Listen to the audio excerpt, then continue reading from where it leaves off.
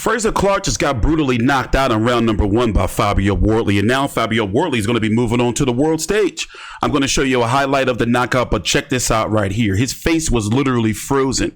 So he got dropped once or buzzed earlier in the fight. Actually, let's go look at it. Now, of course, I can't play all of it because the zone will copyright me, but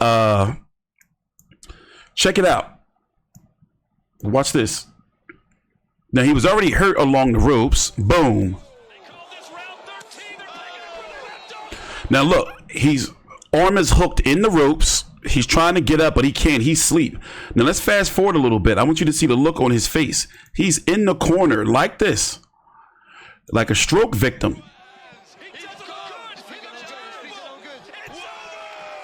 Like literally, like look, what makes a like how did his face just freeze like that?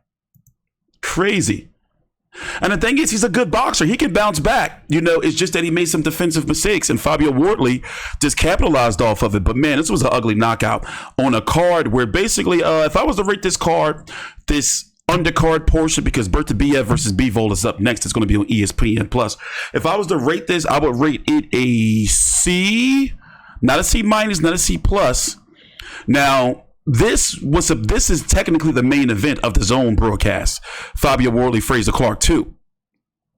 Then you had Opetaia dismantle Jack Massey in Opetaia's best possible performance of his career. You had Chris Eubank Jr. take care of Kamil Szeremeta, and him and Conor Benn faced off in the ring. Conor Benn got this weird hair. I wouldn't be surprised if it's like his fake beard. You had Skye Nicolson, looked pretty good.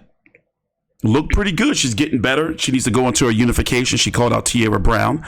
And you had Ben Whittaker, who, in my opinion, got exposed, didn't look that good. But now what's next for Fabio Wardley? We want to listen to the post-fight interview.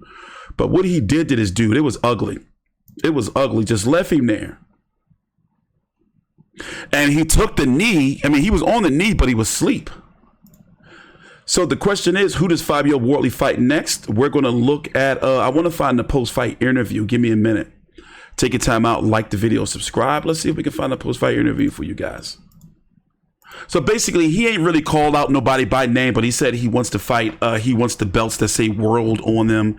And that's what he's looking for, is fights like that.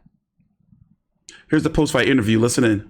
Once I hurt someone, I can put dynamite power in each hand. I always know once I hurt someone, I can get rid of them. It's just, I made some errors into the first fight. I went into that first fight with a lot of background stuff, a lot of things. Maybe my team speaking to me and saying, maybe it's not the right time. Maybe we should take a minute or two.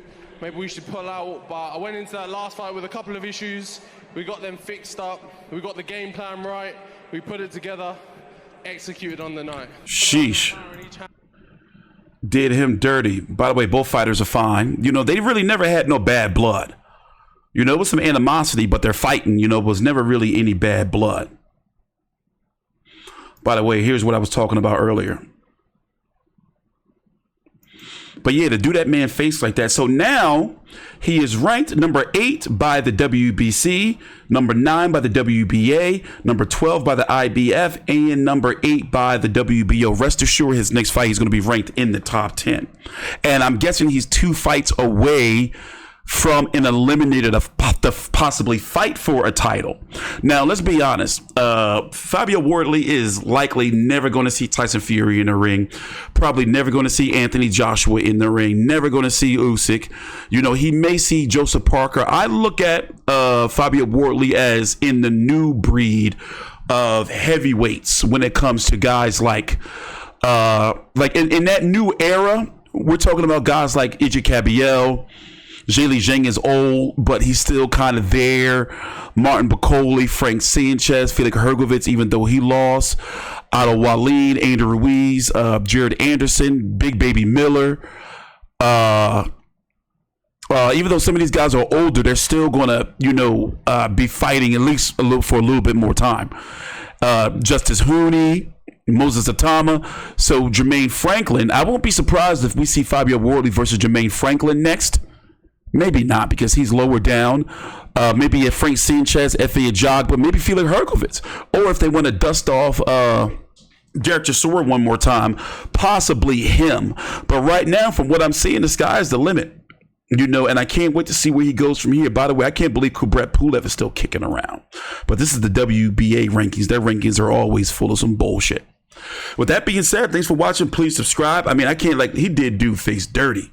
Like, it looks like, you know, like he rearranged it and it was stuck like that.